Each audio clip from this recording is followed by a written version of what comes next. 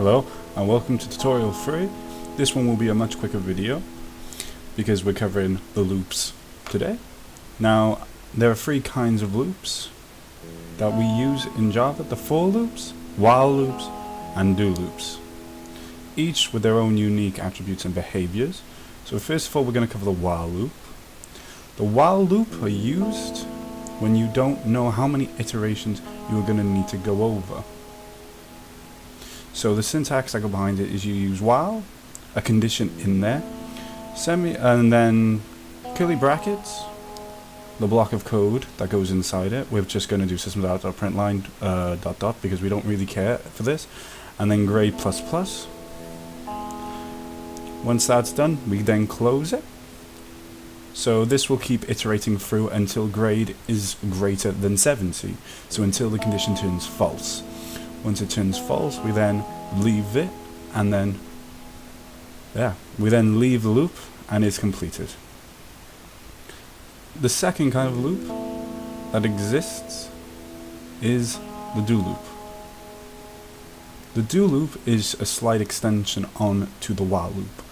But what happens in this one is, rather than having a while loop check a condition of a loop first, what it will do is execute the block of code at least once.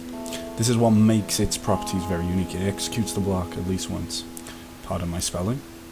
And then it will move on and then check the condition of the while loop.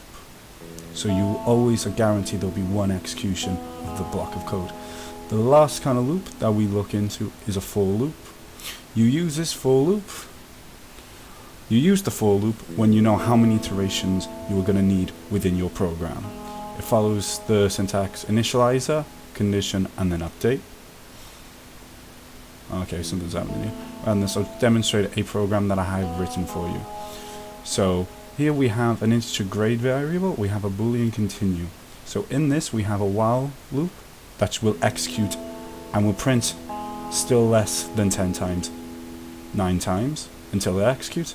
This will only execute without the loop once, and that, the for loop, will execute up to 9, as we can see, which is just being demonstrated.